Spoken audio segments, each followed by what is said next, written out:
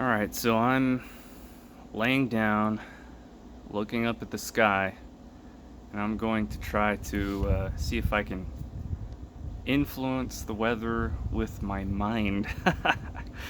And I'm going to try and make the cloud change its shape, or influence its shape. I'm trying to think of what shape it should be. Not too specific, but not too vague either. Maybe like peace sign, maybe, or okay sign. Okay, or maybe just a hand. I don't know. I don't know. Let's go with peace sign, and then what I'll do is I'll sit here for or I'll lay here for 10 minutes and then fast forward the video, and and you can see it in time lapse what happens. All right, here goes.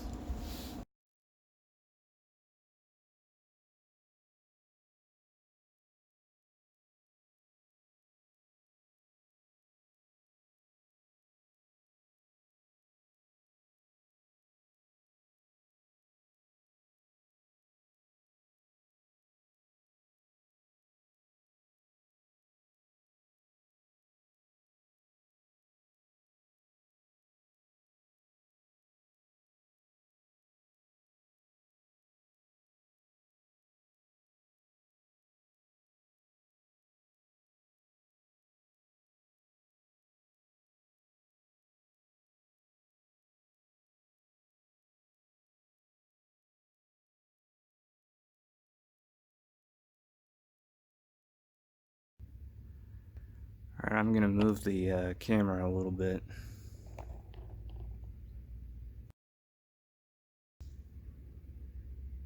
Does that count? Thought I saw an okay sign there. I don't know. It wasn't too obvious. So. Oh. Let's see. There's some clouds right there. Let me focus on those clouds.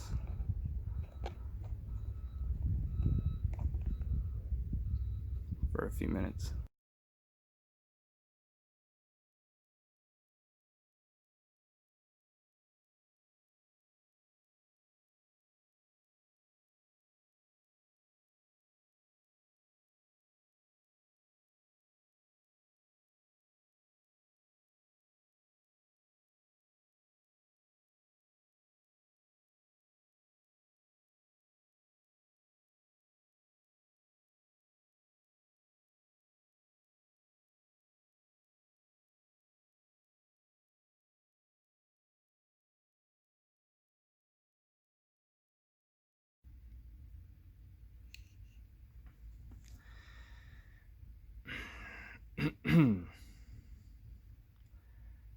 So, recently heard about this guy that supposedly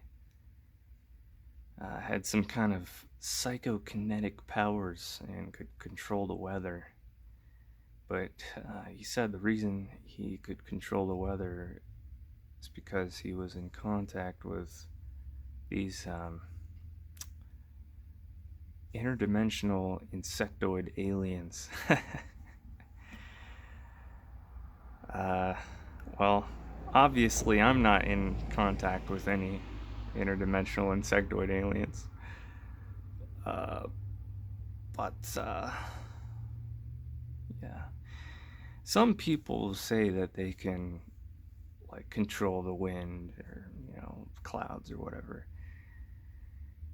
I don't I don't necessarily believe that, but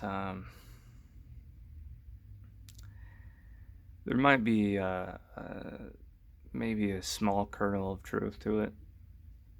Although I would expect not an individual to be able to influence the weather, but a very large number of people instead. I thought that story was very interesting. because in Enochian vision magic, I believe there are geographical locations represented by various angelic entities. You would think that, it's just like people, it's just the minds of people. But actually, the concept of the collective consciousness refers to all matter, and although a coherent consciousness like the brain of a human being is a very concentrated form of consciousness, to believe in the collective, you must also realize that consciousness would be an inherent characteristic in all matter. So it's possible that a large swath of the environment itself would be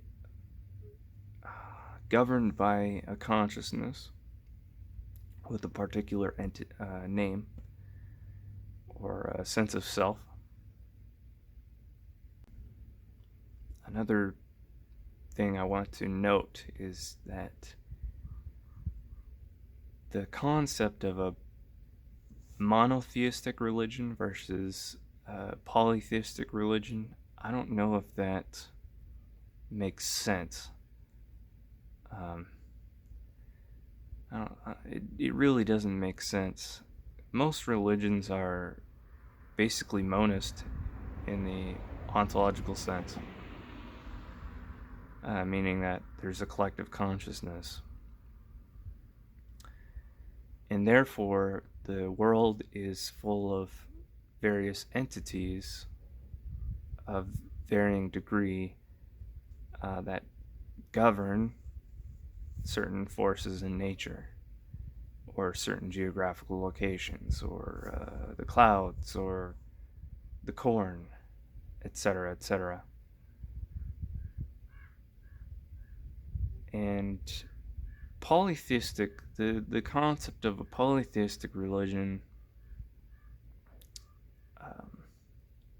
well, they have that, but they're called gods for whatever reason. And even though one of those gods is like the main god that like created everything and is the main substance of the universe, it's still a polytheistic religion because those entities are called gods. And a monotheistic religion, so-called, also has all of those entities and all those different deities, but because they're called something else, yeah, well, you get the picture. It's kind of doesn't make sense. I wonder if that's a true thing. Maybe, I don't know.